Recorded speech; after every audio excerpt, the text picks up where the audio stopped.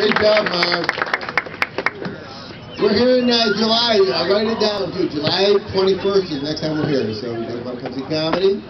We have new comedy. Everything is great and fun. We're having a good time tonight so far, yeah? Woo! Come on, everybody, even those who don't have kids. Hey. All right, good. We're going to bring up next comedian. Conversation right now with next comedian. He's the one who brought this whole table. I love this guy from Flint Michigan. He has done many. Wait, I'm not done yet, Matt. Okay, good. He's done many shows here at Tenacity. But he's been inside as well, so first time. So give him an outside welcome from Grand Flint, Michigan, Mr. Matt Bach!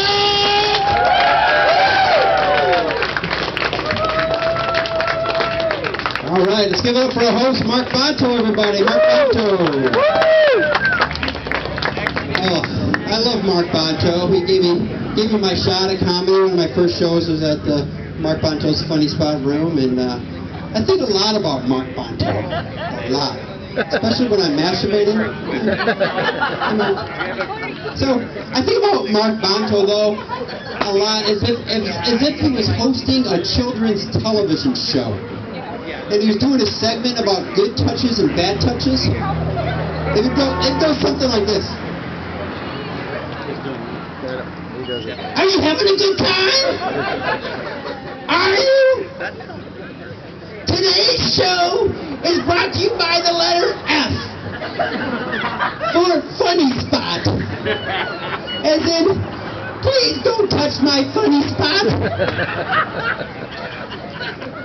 And by the letter G for G, don't touch me in my funny spot. My next guest is a very special friend. He comes all the way from Grand Blanc. He's very funny. His name is Matt Bach. Matt Bach, everybody, Matt Bach! Oh, I get a head rush every time I do that. That's my one and only impression. You'll be very happy about that. So, I'm 48 years old, and I'm still trying to get my dad's approval. He came to one of my comedy shows the other night, and I did pretty good, and I was really excited to hear what he had to say. So I was like, Dad, how'd I do? And he was like, well, Matthew, I enjoy that you're enjoying it. It's the same damn thing I heard on my wedding night. I don't know what my dad was doing in the room. That one's a thinker. Sometimes I get it, sometimes I don't. But my dad's here tonight, my dad right there. All right, give it up for my dad. That's not really my dad. It's just some guy I paid $1 to wave when I pointed at him. So, but parenting is tough. You never know if you're doing a good job as a parent. I have 2 grown children. But if parenting were a sport, I'm 1 for 2. My son is a gay, so I got that one right. My daughter is 19 and dropped out of community college to date a drug dealer. He's where I get my drugs. So come to think of it, I'm 2 for 2 when it comes to parenting. He's a pharmacist. No, he's not a pharmacist. But here's a text you never expect to receive from your child. Hey, Dad, guess what? I passed the drug test. The synthetic pee worked. Yay, Wigville Market. Thank you. Oh, man. So, my daughter, very joyous thing happened. My daughter actually broke up with a drug dealer, dated his half-brother, and then promptly got pregnant. But I am now very proud to say that I'm a grandparent of a beautiful 3.5-month-old son. And I was very honored that my daughter included my wife and I in the delivery room when she had our baby grandson, Emmett.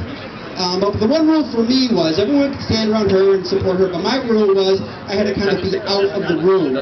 So they had this curtain that blocked the door, so I stood behind the curtain. I was kind of like Wizard of Oz, you could see my feet, but like I couldn't see anything, I could just hear everything.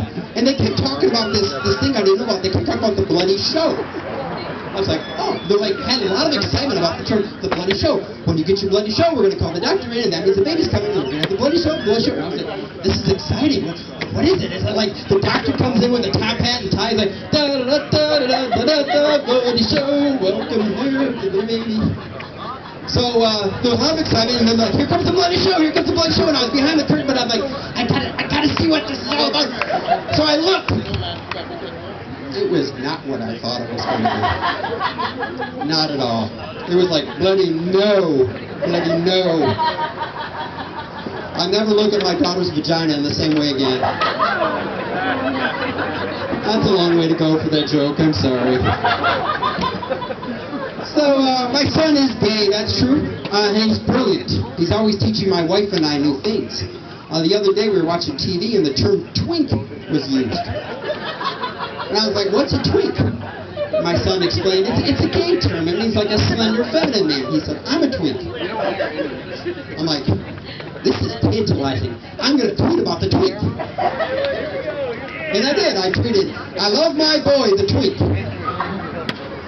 And I think it was misunderstood because I instantly got 123 new Twitter followers. All Asian men.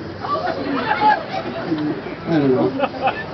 So, my son also is a drag queen. He performs in drag, he dresses up, and I was extremely supportive of this idea. I'm like, this is fantastic. Another tax deduction. I got my daughter Emily, my son Zach, and my new daughter Lacey Grace. I'm glad you found that joke funny because the IRS did not. But I was curious about the whole drag business, so I'm like, son, when you're in drag, what do you do with the Chuck Berries? He's like, we tuck it. I'm like, tuck it? What's tucking? That is a question I wished I had never asked. Now, I don't want to get too graphic here, but apparently it involves getting your testicles, shoving them up into your abdomen, taking your penis, and then swaddling it with your now empty nutsack. Then, running the whole thing along your butt crack and taping it shut tight, as if you're a pirate hiding a treasure in a cave. Not to get too graphic. You look confused, sir. See, the penis, that's the treasure. I wanted you to feel left behind. I hope no one ordered the taco cheese balls tonight. Sorry about that. So, my son also recently introduced to our household a Squatty Potty. Now, I don't know if you know what this is, but essentially it's a step that goes around the base of the toilet. And it makes you position your feet in such a way that when you go to the bathroom, it's as if you're Alex Avila catching for the Detroit Tigers. But instead of curveballs and fastballs, it's sinkers and sliders all day long. Don't you look at me like that, Dad. I know Alex Avila doesn't play for the Tigers anymore. It's just a joke. Local reference. But I was skeptical at first. I really was about the Squatty Potty. But I tell you what, I've been pooping wrong for 48 years. All my bowel movements come out looking like the ideal poop emoji. They even have googly eyes and smiley face. And clean breaks too, man. Clean breaks all the time. I don't even have to use toilet paper anymore. High five, man. High five. That joke always gives me some feedback. So, I know what you're thinking. I look like a failed accountant. I prefer a poor man's Bill Gates. Think about Bill Gates. He'd have a lot of confidence, a lot of self-confidence to name his company Microsoft. I mean, she got it. One of them got it. I mean, if he was insecure overcompensating for something, I think he would have called it gigantic hard. Or huge rock. Or I don't know, Trump Tower. Come on, this is not Trump Tower. Come on. But I'm actually not a failed accountant. I'm a failed journalist. Yes, I was a newspaper reporter for about 20 years. But I had to get out of the biz when the newspaper industry went to shit. Fuck you, Internet. The Internet destroyed all my dreams and hopes of like being a career journalist and like working at a Borders bookstore, owning a Blockbuster video store, sweeping floors at a Circuit City. The thing about Blockbuster, I don't know if you knew this or not, but Blockbuster, they didn't rent porn there. That's probably why they went out of business. But it doesn't make any sense. They didn't rent porn at Blockbuster.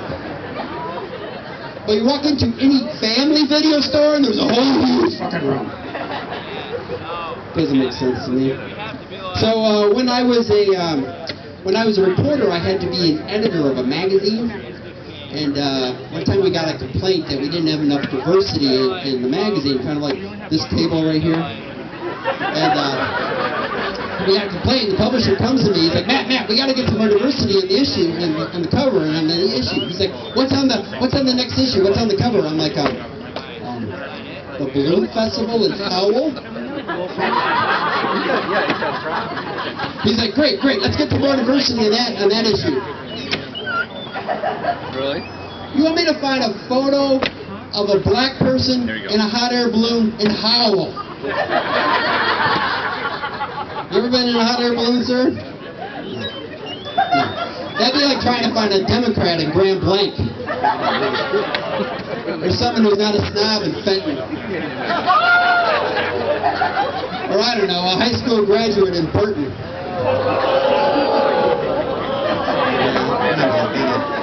So, but I was creative. I'm like, okay. I don't have a photo of a black person in a hot air balloon, but I do have Photoshop, and I have like one black friend. So I took the cover like this, and I just put Marv Barnett on it right there. He's a hot air balloon now. Thank you guys. I'm Matt Bach. Thank you.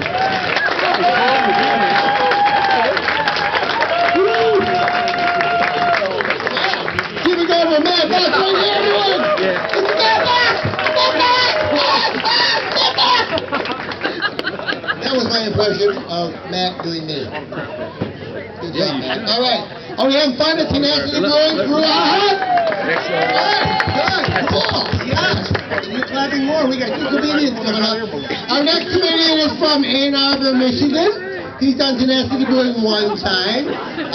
It was inside, so we gotta give him a big round of applause. Bring him up here. Jamie Young, everyone!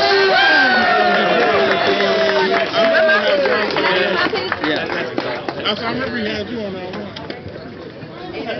One more time for Mark, Matt, Marv. All